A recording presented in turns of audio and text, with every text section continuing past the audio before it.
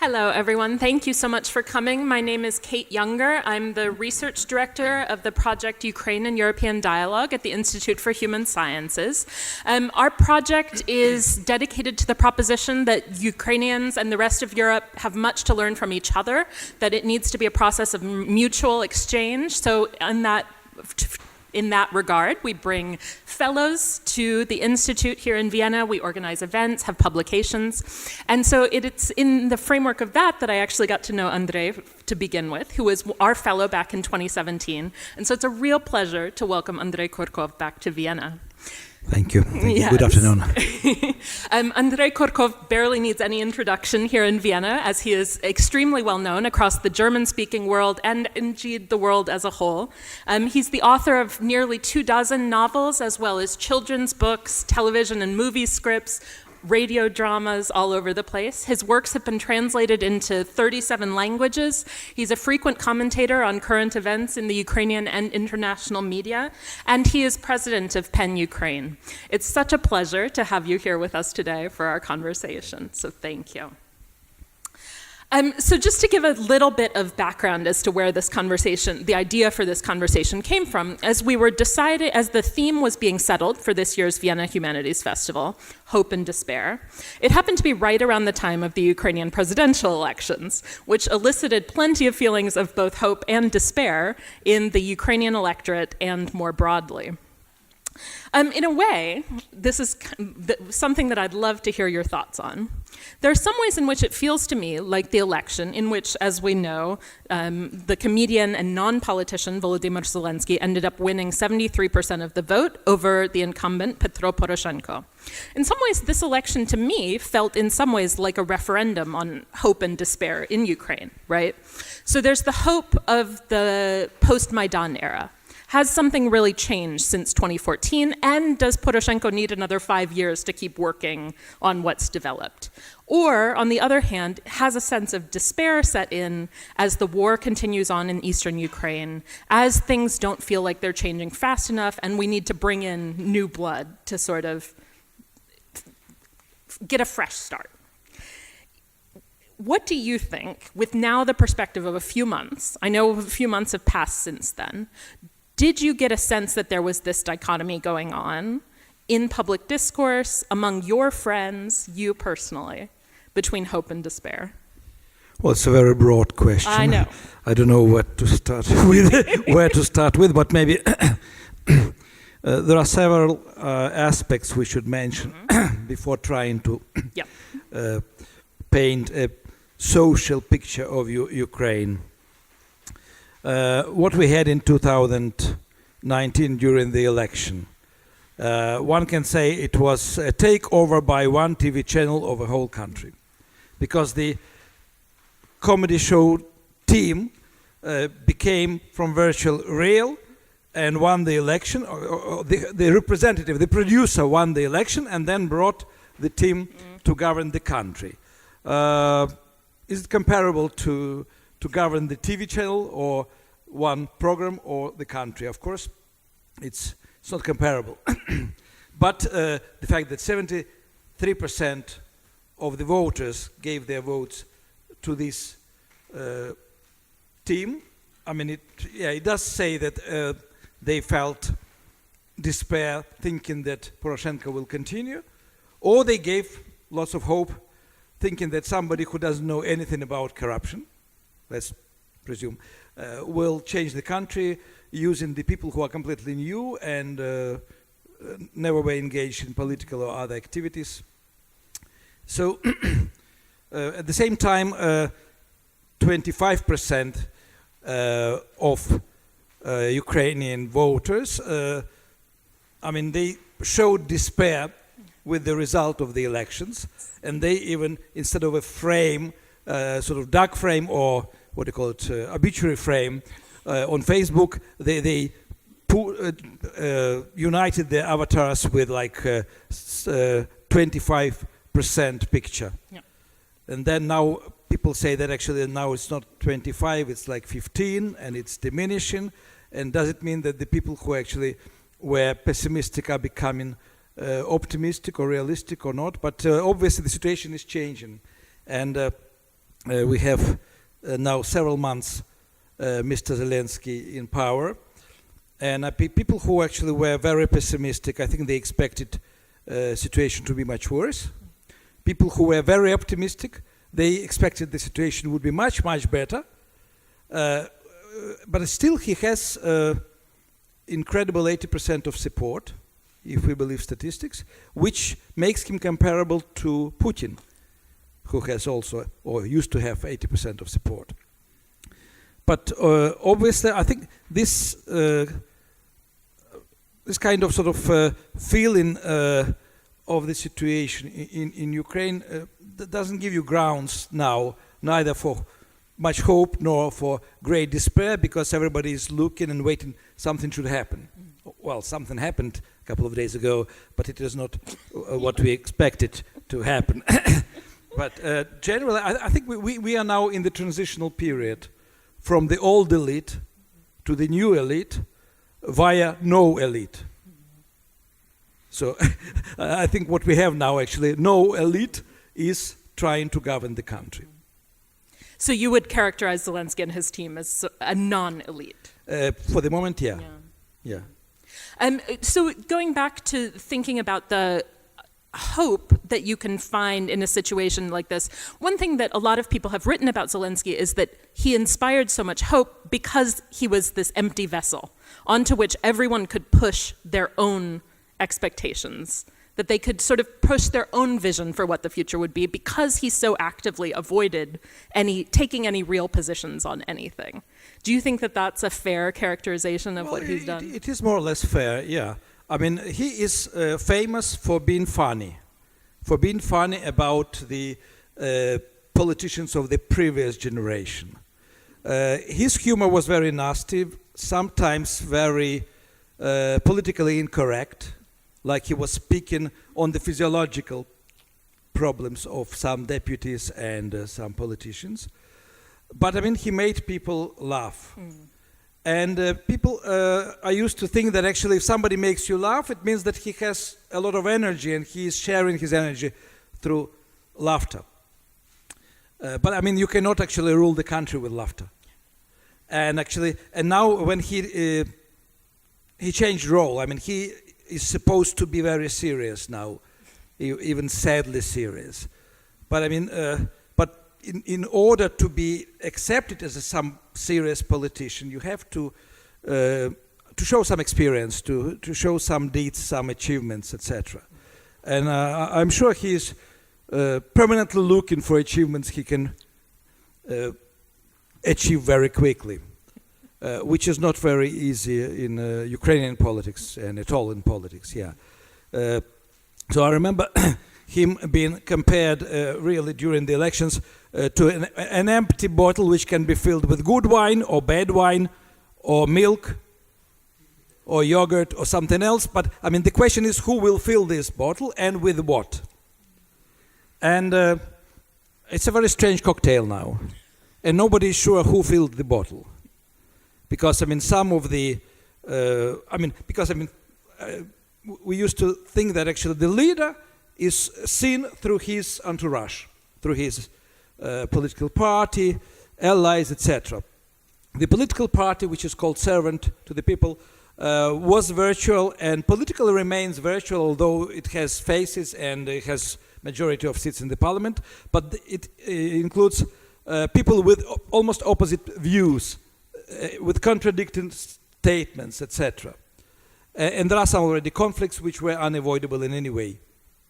So if they represent the president, then it's difficult to say what he thinks, because I mean, sometimes one of his aides says that, oh no, this was private opinion, this was personal opinion, but I haven't heard them saying, this is our opinion. Mm-hmm. Which is in direct contrast to some of the, and this kind of is slightly off track, but it's in direct contrast to another Ukrainian political phenomenon of the parliamentary elections in particular, which is the emergence of Holos, Slava Vakarchuk's party, which actually had a platform in a certain way, right? So, or maybe that's false, I don't know. Well, I mean, Slava Vakarchuk's ideas and I would say party was not virtual from the very beginning. And maybe because of this, it could look boring to the young voters. Actually, I think, this non-existent party which became the majority, it was, not only fun to vote for this party, but it was a very brave experiment. And at the same time, voters don't take responsibility personally. They don't answer for their action. Right. They took this experiment, but they don't have to necessarily bear the responsibility for its outcomes. Yeah. So we are all watching what is happening. I want everything to be good. I'm pathologically optimistic, but I'm very cautious about today's situation, and I understand that somebody can learn very quickly how to be a politician, but how to be a president without being a politician before. It's a very brave experiment, and if Ukraine succeeds, more power it to will you. be probably the first case in the history, and Ukrainians want to be the first everywhere, which is natural, because it's a nation which survived lots of dramas and lots of problems, and actually used to find itself in difficult situations. Well, this brings me to a to shift focus slightly. You say Ukraine wants to be first. This is one thing that people have been, that Ukraine has seemed quite extraordinary, at least in Western media coverage, for the fact that they elected this inexperienced comedian as president. But I wonder if that's accurate, right? If it really is a new phenomenon to have a comedian in politics, to have this be the first. It's not the first comedian. You don't need to be a professional comedian to become Boris Johnson, for example. You need to start from journalism. Well, but there's a distinction between this in a certain way, right? So Zelensky is a comedian who goes into politics, whereas Johnson is sort of a clown in politics, right? Yeah. So is there a special role for someone with a comedic background coming into politics? You see plenty of there are other cases of this, right? So you get Beppe Grillo or you get Die Partei in Germany or whatever, but is Zelensky in the Ukrainian context somehow different or a part of this more broader European phenomenon? Well, both. Ukrainian context is very different, of course. And it's true that actually the old elite was post-Soviet elite, and people got tired of them, and actually they were a separate entity always. From Kuchma's time onwards, and at some point, every new government, every new president would forget to communicate his plans and ideas to the voters. So it would be some kind of a remote factory of laws and decisions in the forest, and then people were surviving without being in touch with the governing body.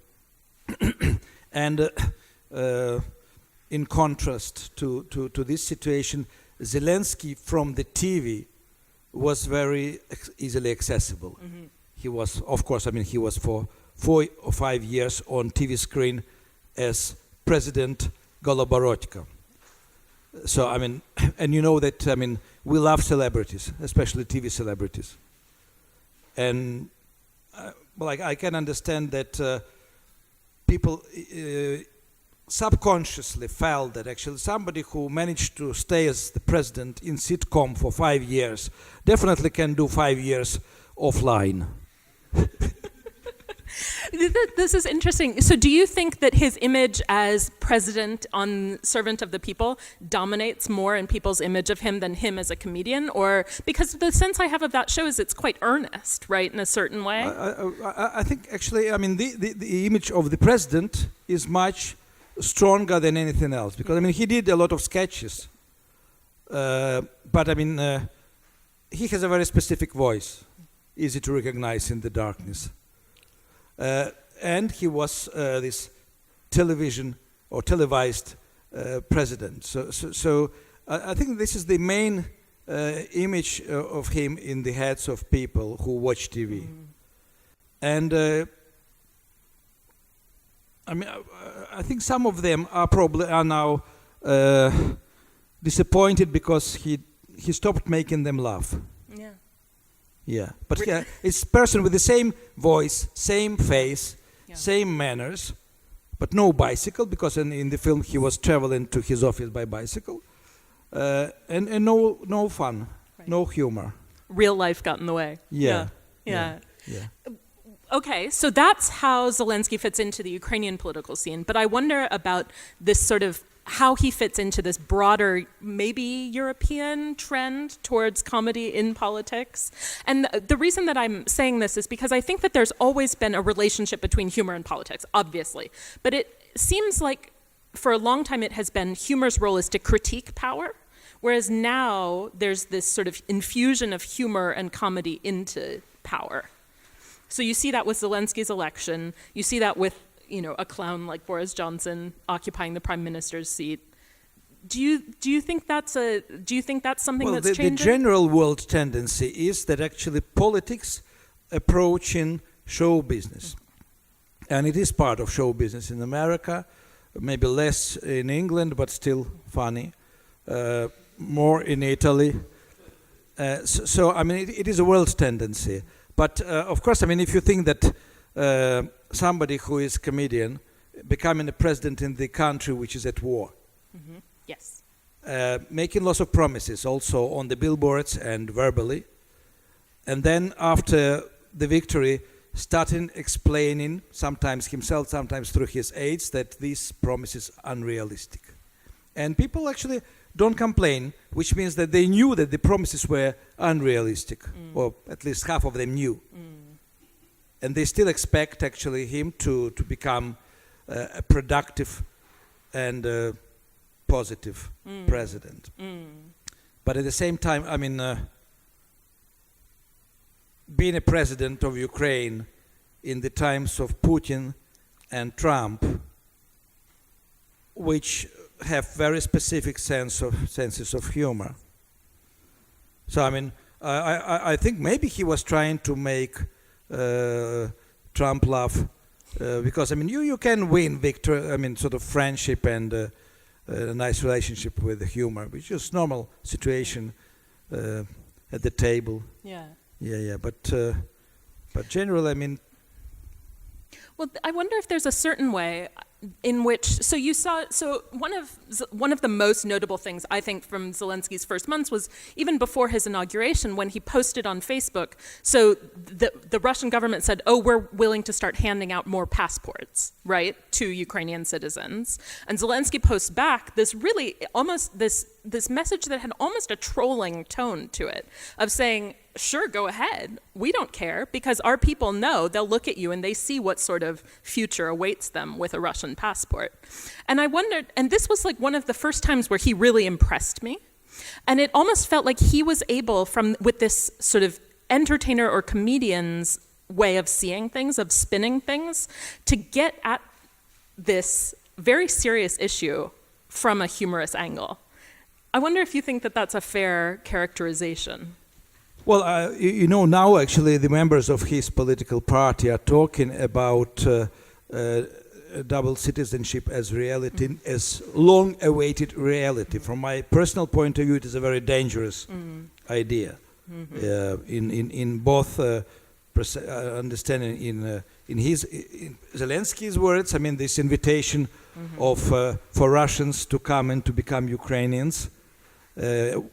At the same time keeping Russian passports and being able to vote in Ukraine. And the people actually who are talking about this now, I mean, they are very serious. So he makes this statement that seems in jest. The first reaction, I mean, when he was trolling, it was trolling, yeah. I'm sure it was trolling, yeah. But there was a discussion in the country already for years and years about double citizenship, because I think in the last parliament probably some 20% of the members of parliament were owners of other passports. And very famous Ukrainian Prime Minister Lazarenko, ex-boss of Yulia Tymoshenko, he was arrested in somewhere in America when he was traveling on Panamanian passport. So I mean, the passports, rich Ukrainians are collectors of passports. So I mean, they can advocate this idea. But I mean, but for ordinary people, it's a question much more serious. Yeah. And talking about trolling and sense of humor of Zelensky, I mean, the first joke, I mean, I'm not TV viewer, but there is a traditional moment almost in every Ukrainian family when everybody watches TV. It's 5 minutes to midnight on 31st of December, when every president wishes Ukrainian people lots of luck and explaining how happy they should be, etc. And so 2 minutes before Poroshenko's speech, on the same channel where he played President Goloborodko, Zelensky greeted Ukrainian people as Ukrainian president half a year before the elections. And it was trolling of Poroshenko. It was obviously an attack by Kolomoisky, because oligarch Kolomoisky is the owner of the TV channel. And for me, that was actually the moment when obviously Zelensky decided to go into politics, or he knew that he will become the president. Mm-hmm. Yeah, and this was real trolling. Right. Yeah.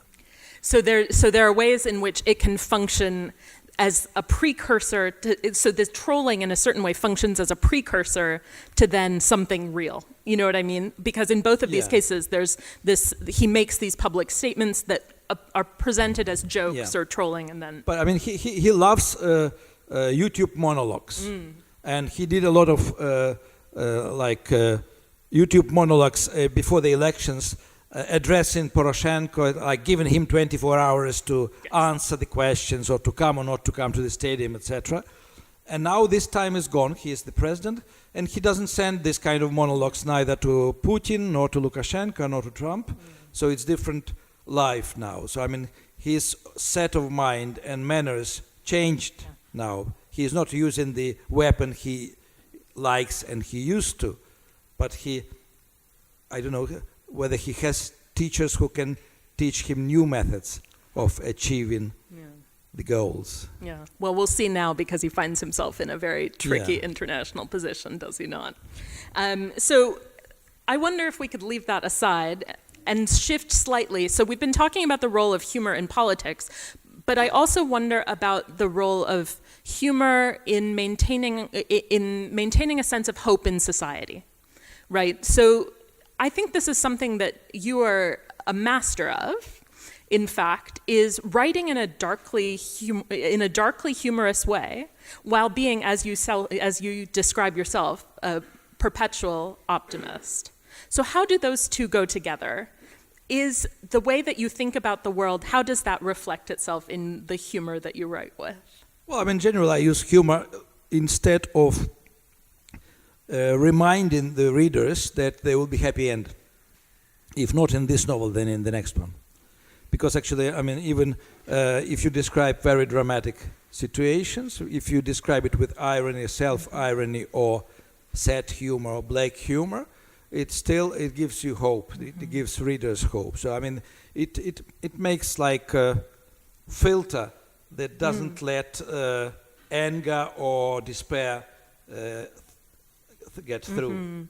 Which to the readers. Yeah, and that's really valuable, because that, in my mind, that also prevents, like, despair leads to a sense of inaction. It can lead to a sense of inaction, right? Whereas if you still have some hope, there's the sense that you can make a positive change. Yeah, I mean, many years ago, in 92 or 93, I sort of developed a small short theory for myself about use of optimism, because at that time lots of friends of mine were living for abroad. We had an economical crisis. Crime was incredible. I mean, it was dangerous on the streets in the evening. And one of my friends who was living actually for Israel asked me, are you still a stupid optimist, or you are a normal pessimist like everybody else now? And I said, no, I'm still an optimist, but now I'm black optimist. And he asked, and what does it mean to be black optimist? I said, it means that actually you know that everything will end well, but you are not sure you will be alive then. I mean, today I am a normal gray optimist. Yes, I even published novel Grey Well, yes, Bees I was about to. in German. I was Yes. about to ask exactly about this because your novel that most recently came out in German translation, Grey Bees, you yourself said that the optimism is fading in this a little bit, or the humor is fading at least. Because it's novel about life in the gray zone in Donbass, about two men stuck in one village abandoned by everybody else between positions of separatists and pro-Russian and Russian forces and Ukrainian army, and then it continues to annex Crimea. So I mean, it's not about battle or fighting or sort of lots of killed and wounded people, but it's about the atmosphere in which everything which was gray before becomes even more gray, especially inside the mind of people. And there's this sense that things won't change one way or the other, right? Or well, I mean, my main character, he is early retired inspector of safety in the mines. So I mean, he is a simple man who learns from nature more than from the universities. He never went to any university.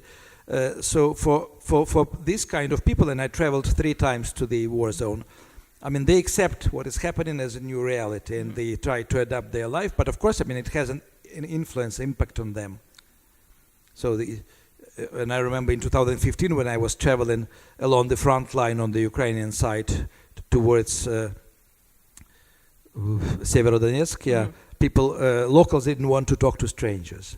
So only children would talk to me, and the adults, they see a stranger, and they wouldn't answer my questions. They would just turn away. I mean, it's different now. They talk. Okay. They talk. Definitely, lots of things they understand, and they have different judgment now about the situation than before. But those who decided to stay, they accepted the reality. But in a very different community because so many people have left, right? I mean, is this, have well, you... probably more than 2 million left, Yeah, maybe 2.5 million, 1.5 are resettlers in Ukraine or refugees, and 800,000, I think, went to Russia. But some of them from both sides came back because they couldn't find either cheap flat to rent or jobs or something, or just... Well, this, speaking of Grey Bees, and then your previous work, Schengen History, in German, I don't know the title. Kartographie der Freiheit. Yes. So these 2 novels are very interesting to me because they take up very, very relevant themes that are dominating political discourse, right? So the question of the gray zones and what is going to happen in the Donbass, but also the question of migration within the European Union and belonging within the European Union. And do you see this as an evolution? Because your earlier novels definitely reflected post-Soviet realities, but they may not have like dove headfirst into these hot issues. So is this, what is driving you in this direction? Well, I mean, I didn't want to write Grey Bees, frankly speaking. I wanted to write Schengen story, but also, I mean, the reason was quite surreal. Because I know Lithuania very well, and I have many friends who are writers there, and they were complaining to me several times that nobody wrote a big Lithuanian novel yet. So I decided to write one. There you go. And they hoped that I would write about 13th century Gediminas and all these nobles and great Lithuanian kingdom. But I mean, for me, the topic of migration was much more important because Lithuania, a small country which in 1991 had 3 million population, lost 30% of population practically, most of them young people. And they went to the Western Europe. I mean, they were already part of European Union and part of Schengen zone when they left. So for me, and I am traveling a lot, I'm traveling 6 months every year already for the last 20 years, mostly in Europe, and I was following lots of stories of migrants, especially in England, because of the family connection. My wife is British, and I love Kent, for example. It's a beautiful county facing not Brussels, Belgium. And this county was turned into some kind of social dump for not only for migrants, because I mean they came there because it was the cheapest place, but also for the homeless and unemployed people from other counties, because it was for the state it was cheaper to finance their life in this county. And I remember when I was like 15 years ago in Margate, and suddenly I saw some kind of an announcement in many languages, and I understood that I can read all these languages: Serb, Romanian, Polish, Russian, and it was explanation where to take empty bottles on the street. Then I went to English pub, and I thought that I will talk to barman, and he will be definitely a Brit or Irish, and it was Bosnian. And it was interesting. And actually, I mean, this couple of Bosnians, I mean, they turned English pub into Balkan pub, and they were secretly serving their slivovitz very cheaply, £1 for a shot. And so, I mean, all this migrations experiences, they accumulated, and they were looking for exit from my head. And so they found That's it in why the Lithuania. book is so thick. But the Grey Beast, actually, I didn't plan to write. I mean, I published a Ukrainian diary about Maidan, annexation of Crimea at that time, and it is a real diary that I kept every day during the events from 23rd of November 2013 till 23rd of April 2014. But then actually we had a huge influx of people from Bosnia, from Donbass. It's interesting. Yeah, Freudian slip, from Donbass and Kiev. And I mean, suddenly on the street you see that every third car, every fourth car has Donbass number plate. And then among my friends, suddenly there are lots of new friends from Donetsk and from Lugansk and from this area. And I talked to them, and one of them, and actually those who were successful, they bought houses or flats in Kiev before the events as investment. And they dreamt always that if they become big business people, they will move to Kiev. But they were forced to move to Kiev earlier. And one of them told me that actually he is going every month by car to a small village, practically on the edge of the gray zone, where only 7 families left. And he's taking them food and medicine and some money, although they don't need money because there is no shop there. There are no shops. And they are making, I mean, they have allotments, sort of a couple of fields, and they grow tomatoes and cucumbers, etc. And they pickle them, and he is buying these pickles from them, and they are sold in Kiev through another cafe owned by somebody else from Donbass region. So I mean, I started thinking about gray zone, and I travel also in Ukraine. And actually, when I was traveling, especially along the borders, I had sometimes very strange feeling that this is not exactly Ukraine. It's something else plus Ukraine, or Ukraine plus something else. And then I thought that actually the gray zone begins, it's not a geographical notion. It begins in the head. It's actually when there is no connection between person and the country, or the state. Mm-hmm. So I mean, he or she is connected to the house, to the street, to the village, to the region, but I mean there is no sort of affinity between the state and the person. And then actually the person loses interest or doesn't have interest to find out what is happening in the country, what kind of changes are coming, what kind of new laws are accepted, what are politicians doing, are they stealing money from the budget or not? Because I mean, you are self-centered or you are community-centered. And then another thing, actually, after my trips to Donbass before Maidan, I had a very strange also feeling, because I understood that for the ideal state to function, you need 5 spaces that coincide. Okay.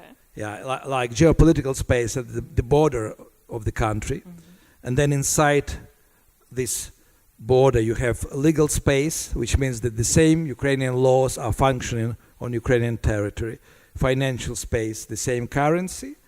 And then cultural space and information space. Cultural space, which means that actually the same films or books are read or films are watched in Donbass, in Odessa, in Transcarpathian, and then actually after the premiere people are talking about the films everywhere because this is the cultural context. The best phrases from the books and from the films enter the conversations, they remain in the language, etc., become phraseologism.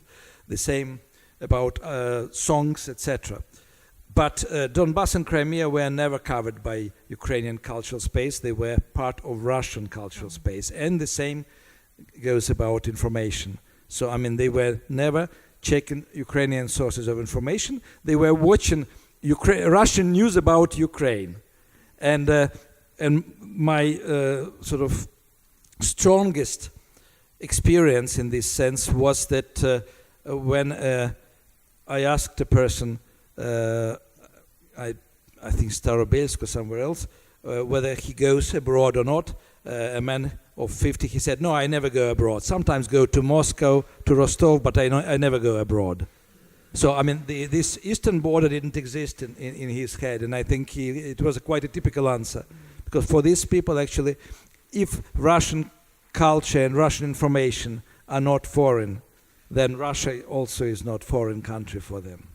And so then you understand the challenges that face the Ukrainian state, right? Yeah, absolutely. But to smaller percentage, I mean, the similar situation existed in Transcarpathian region on the border with Slovakia and Hungary, and in Bessarabia. I mean, there is no separatism there, but there are areas where you don't have Ukrainian culture and Ukrainian information. Sure. But then there's the difference there between who the bordering country is, right? That's one of the key differences there. Well, I wonder, we'll open up to questions soon, but I wondered if we could talk about one other thing, and if it's the ways that in which it might be bringing you hope, which is to say, how do you see the Ukrainian literary scene developing since the Maidan? I know you were telling me this morning about a young writer from Donetsk who you're bringing here to Vienna as part of the Buchmesse. It's not me, it's publisher. Well, sorry, yes. Well, yes. I will be happy to present him, Yes. But, well, I mean, somehow any conflict like this, any war, provokes a new wave of literary things, I mean, literary texts or docudramas or films. And for the last 10 years, I think the Ukrainian literature became much more masculine. Because, I mean, in Ukraine, in the old times, poetry was more important than prose. And the famous tendency in Ukrainian cinema from Dovzhenko's time was called Ukrainian poetical cinema. So the images were more important than political messages or something else. And now we have prose and poetry which are very politicized, which are very militant. And we have lots of people who think that they should write something which is important for the society. It doesn't mean that society reads it, of course, But I mean, suffice it to say that we have now approximately 300 books published about the war in Donbass. Most of them are written by the volunteers or soldiers. There were some writers, young writers, who actually took part or were subscribed or enrolled. So we have now the war literature, which we didn't have, because I mean the Ukrainian literature about Second World War is not considered Ukrainian anymore. It is Soviet literature, and now Ukraine had and has its own war, which will remain in the literature. It exists already in the films. There are at least 2 big films made about the events in Donbass. And the only topic which is not present yet, really, is Crimea.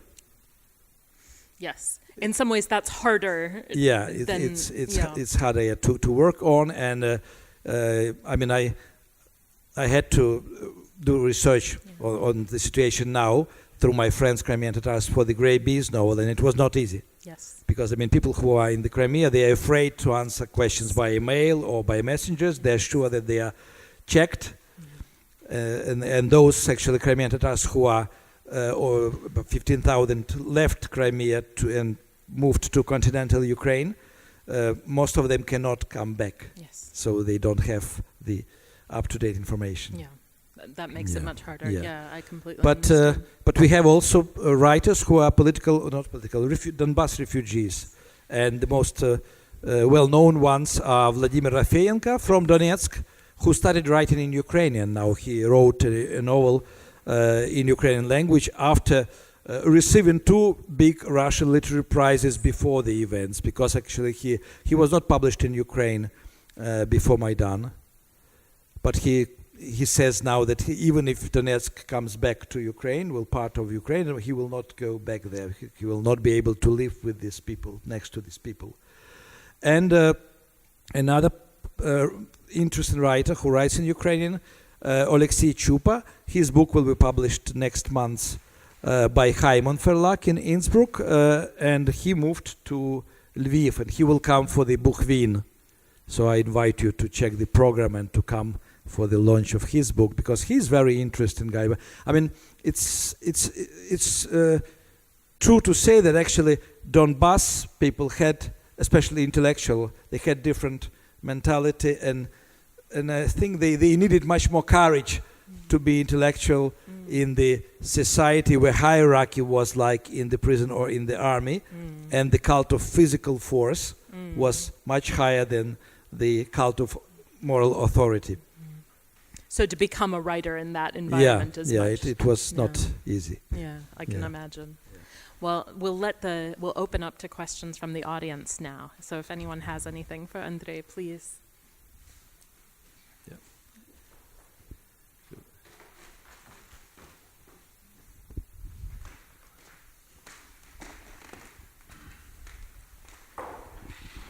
Hi. First, I just want to say, Mr. Kurkov, you've been an inspiration as a writer to me for a long time, since the 90s when I was living in Lviv, sorry. I've also been working in Poland for a long time, and one thing you see in Poland lately is just the millions of Ukrainians who come and work there. And I was wondering if that is having any impact back in Ukraine on popular culture, on attitudes, just the cross connections now between Poland and Ukraine, which seem to really be building up, or if there's also a literature of exile developing in Ukraine, or in Ukrainian, as you have all these Ukrainians living abroad. Sorry, didn't get it. Yeah. Well, you know what happened to Poland? That 1 million Poles went to Britain and became the best plumbers. I don't know what happened to British plumbers, but the best Ukrainian plumbers went to Poland, and now we have 1,200,000 Ukrainian workers in Poland, and about 100,000 students. Because I mean, for Ukrainians, it's very easy to learn Polish, and the two nations actually are related culturally also. What is interesting that we didn't have 1 million of somebody coming to Ukraine, so we still have perspective, and I hope they will not come from the east, but I'm not sure, because I mean all the movement of people like this, working migration is coming usually from in our area from the east towards the west. I think Ukrainians who are in Poland are not influenced in Polish culture, because Polish culture is and literature is very self-sufficient. It's very rich. At the same time, I think Polish literature does have an impact on Ukrainian intellectual life. Yeah, but I mean, we have during last 3 or 4 years, we have also political problems with Poland, and actually, it looks like mentioned President Zelensky is trying to solve the problems between Ukraine and Poland and Ukraine and Hungary. But I mean, you put some other question in the end, or which I missed, or if you can keep the microphone a bit further away from the... Yes, sorry. It was a question whether there's any literature of exile. The Soviet Union had a great literature of exile with people like Gazdunov and Nabokov, obviously, back in the 30s, and then Limonov and Dovlatov. Is there any Ukrainians abroad who are writing interesting things? Well, Ukrainian writers abroad, it is quite an interesting phenomenon, actually. Tanya Malarchuk, for example, lives in Vienna, and I think she started writing in German. But she has her readers, a lot of her readers in Ukraine. We have a cult lady writer for the students, Irena Karpa, who lives in Paris. He worked as a diplomat there, and now she remained there after finishing her diplomatic career. But it's not a mass phenomenon. So I mean, I can name you several more, but everyone is a separate entity.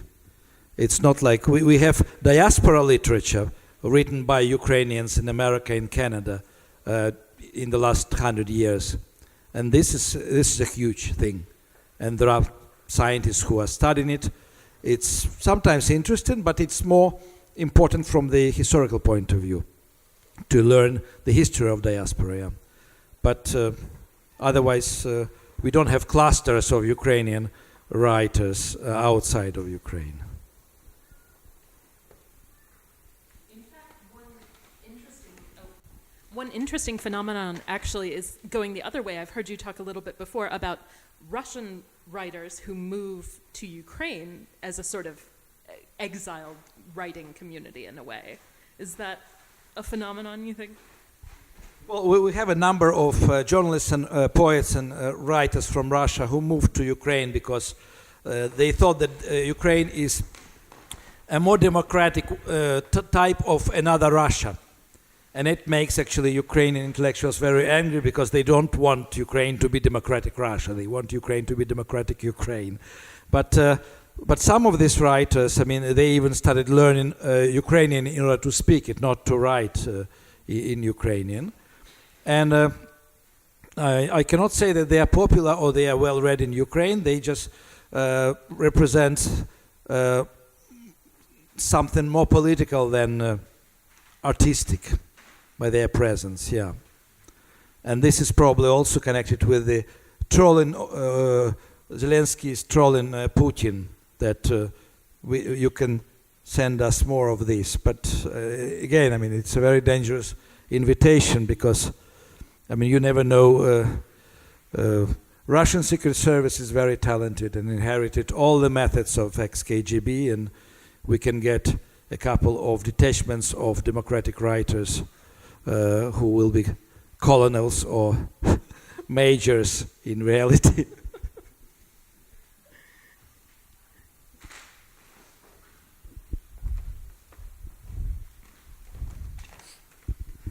Thank you. My question is going towards the tagline, humor in politics. Imagine your country is in a very, very bad situation, and you have two presidential candidates.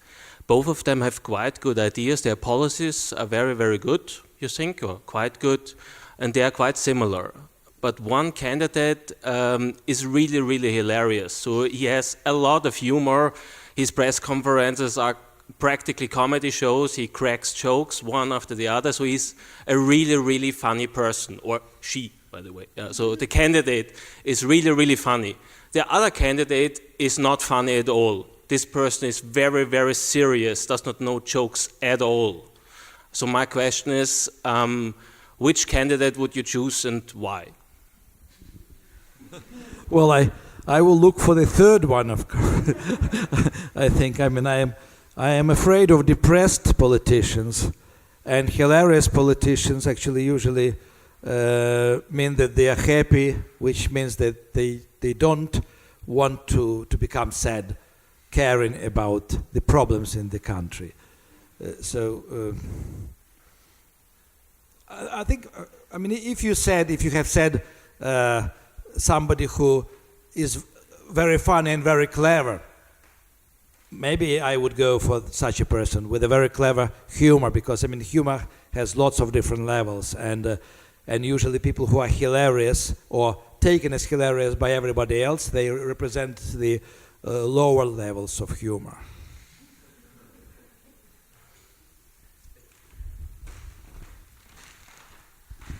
I want to talk about the role of despair in politics, maybe a little bit more.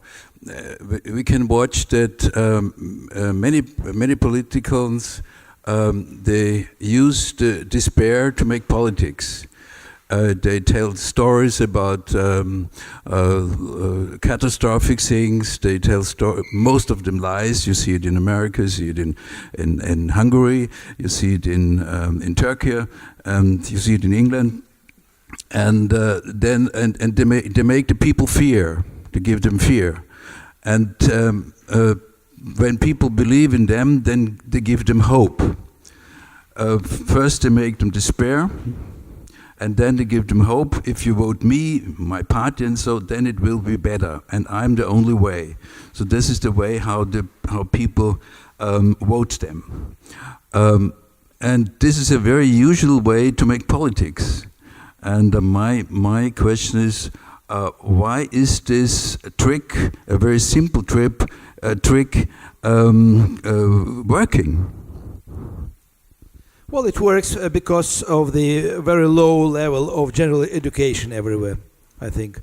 And if you see the intellectual level of many new politicians in Europe, in Italy or in Greece, and compare them with the educational level of politicians of 1930s or 40s or 50s, 60s, probably, maybe it's my sort of wrong perception of education, level of education of the older politicians, but I have a feeling sometimes meeting with politicians that they lack something, like education.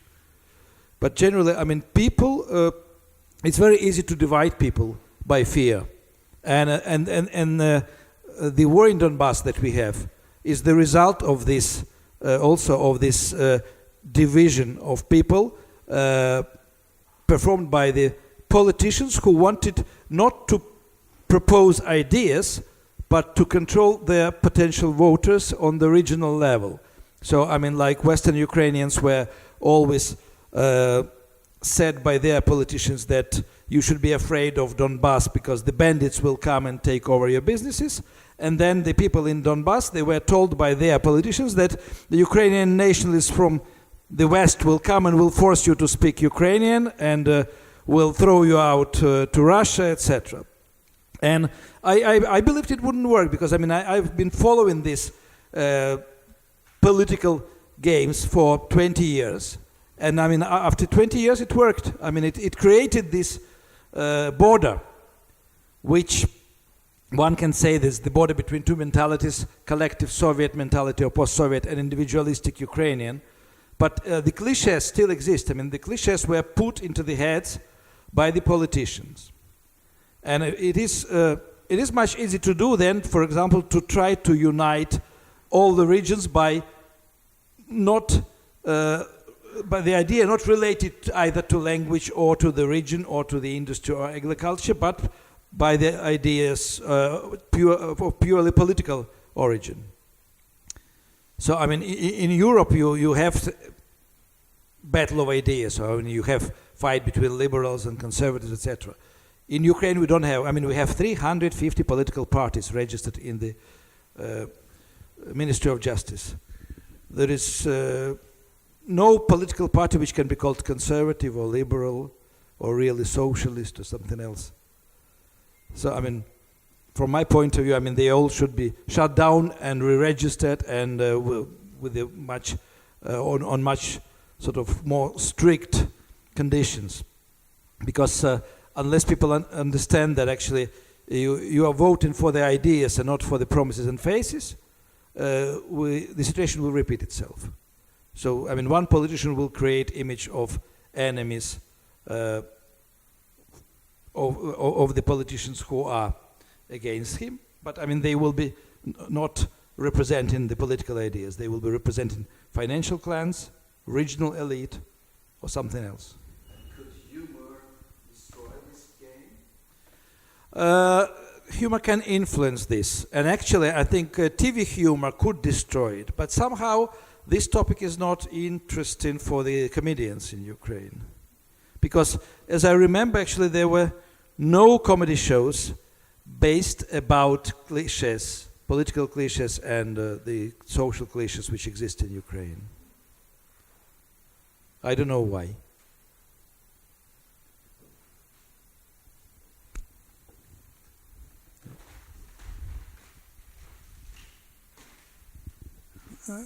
Good afternoon. Hope and despair. What is the balance of hope and despair in Ukraine at the moment? I mean, Ukraine has been through a lot since 1989 and has seen a lot of high points and some low points. Where is it on the balance between hope and despair, and what would have to happen for things to get better or worse? Well, I mean, hope always wins. So, I mean, hope gets more votes during the elections, which doesn't mean that actually the hope will be realized and will be turned into reality. But generally, I think in spite of the traditional despair in Ukrainian history, I mean, people are always hopeful. And I don't know what they're hoping now, but I mean, maybe maybe it will be enough to freeze the conflict, the war, to become more hopeful and more happy. But generally, I mean, if I think about Ukraine, I cannot give you an example of despair that I encountered somewhere or heard. I mean, it's always hopes. So I think the nation is also pathologically optimistic, which gives force to survive. I'm actually quite interested to hear you say that, and kind of surprised to hear you say that, because I wonder, you think that this outweighs a sense of despair over stagnation, over things not changing fast enough, over sort of returns to old patterns? You think that hope wins out? Well, subconsciously, definitely. Subconsciously, definitely, because I mean, I travel a lot in Ukraine. I know the countryside life. I have a house in the countryside. I mean, in my village, which is 100 kilometers away from Kyiv, in 2010, 70% of voters voted for Yanukovych. And this year, 80% of voters voted for Zelensky. So, I mean, they attach their hopes and their optimism to the faces again, not to the ideas or to the images. So I don't remember anybody actually crying on the street because of the political reasons in Fair Ukraine. Enough. So then we'll wait to see who comes after Zelensky when the next face of hope in Ukraine, right? Yeah, but I mean, you should remember that actually Ukrainian mentality is based on the historical metrics of anarchy. I mean, everyone knows what is the best thing for Ukraine and disagrees with everybody else. That's why 350 political parties. But at the same time, I mean, it creates a special tolerance that actually everybody agrees with everybody else having different ideas. But then suddenly they are united, and either by Orange Revolution or Maidan or by Zelensky. I think actually, yeah, part of these collectivization moments are results of manipulations, maybe of TV manipulations, but some of them are sincere. So I mean, people want changes, and they are very impatient when they want changes. So at the moment, I mean, they are happy just to wait for the changes. But if the changes don't come in the nearest, I don't know, a year maybe, they will be impatient again. Well, I know that some people in here are probably impatient to go see the poll results from today, so we will wrap up and let you go. And thank you very much for coming today, and thank you, Andrey, for Thank you very much. joining us.